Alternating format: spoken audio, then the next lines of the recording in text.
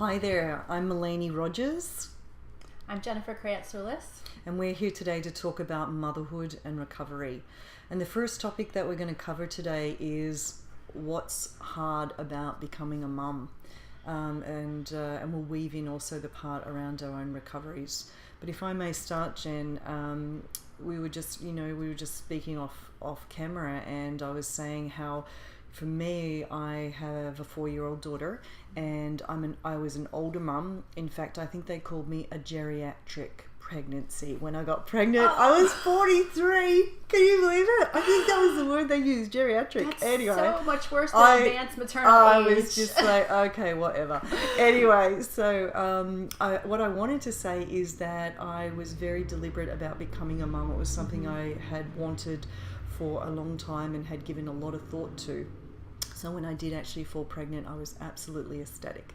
And then I had my little girl who was very healthy, and all things were good. And then I just went into a black hole. I could not believe how hard it was. First 6 to 12 weeks, I really felt like I nearly lost my mind. And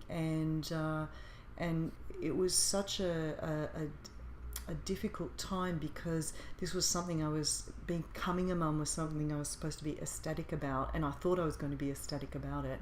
And the reality was that it was really, really humbling, really, really hard, exhausting. I felt like I was suffocating. Lack of sleep. I also developed postpartum, which totally distorts that experience, and it's such a horrible thing to go through. And quite frankly, in those first 12 weeks, I really thought that I had made the biggest mistake of my life, and I had ruined my life.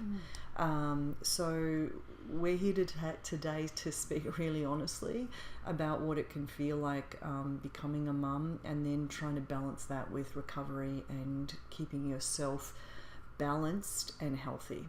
So over to you, Jen, if you want to tell us a little bit about your experience and why it's so hard. Well, first I want to say I can so relate to what you were saying. I can actually feel it in my body, just that feeling of confusion and exhaustion, and a feeling of being lost.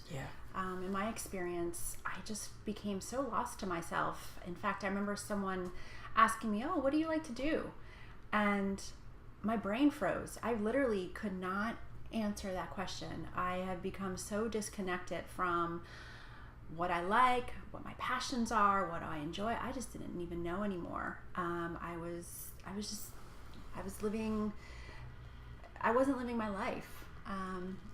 Jen, was that the same for both of your pregnancies, or more with the first? It was the same with both. Wow. Although it was worse with my second, because afterwards I also had pretty severe postpartum. I had postpartum with my first, but the second one had a little bit of a different nature, partly because I was engaged in a relapse, my eating disorder. And after, one of the gifts of that relapse was learning about how important it is as mothers that we remember that we are also human beings, that we have likes and passions, and we have things that are important to us that doesn't take away from how much we love our children or how devoted we are to them. Right. But our personal upkeep, our personal connection with ourselves is so vital. And when we don't have that, we fall on our default, which for me definitely was my eating disorder. It was the only thing that I had that was my own. Wow. Right? My every waking moment was devoted to changing diapers, breastfeeding, keeping the house going. And even though I did that with an open heart, that's what I chose, inside it was, to use your word, Melanie, suffocating. Yeah, big shock. And we were talking about the postpartum piece, and I now know of, there's a new facility here in New York actually that offers a full-time day program for women during pregnancy and also immediately after, where you can go and spend the whole day there with therapists and other mums, and they'll help you through the postpartum.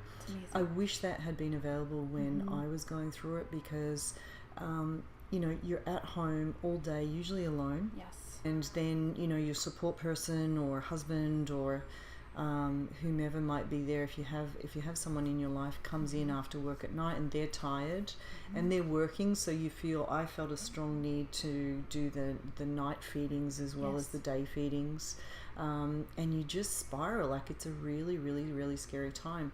And Jen and I were also talking about the fact that, you know, we also live in these nuclear families. You know, I'm originally from Australia, so my whole family's back in Australia, and so they weren't able to be around a lot, though my sister did fly out, thank God, and spent about 10 days with me, which was just unbelievable. And the day that she left to go back to Australia, I broke down sobbing on the street corner as she got into a taxi, because I was like, don't go. I was in such a dark, dark place, you know.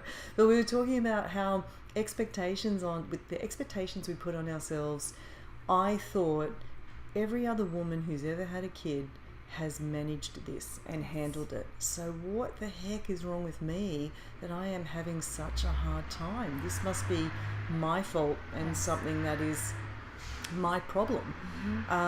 And the reality is that many, many, many women out there are actually struggling, but no one is saying anything.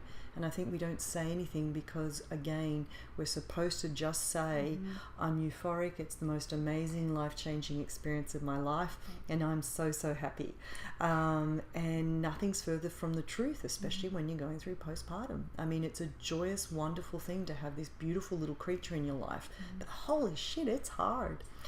Yes, absolutely. And, you know, we just want to assure you that if you're in a hard place and you're carrying a lot of guilt around that, we want you to know that it's okay.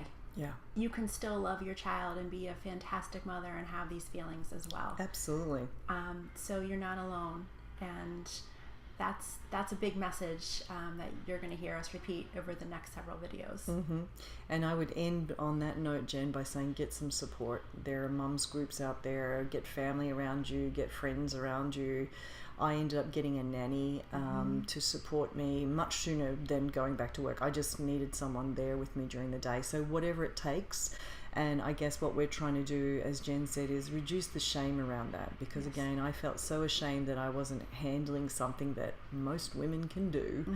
And that's actually not the reality. So hopefully that will give you a little bit of hope or a little bit of confidence to reach out for help if you need it.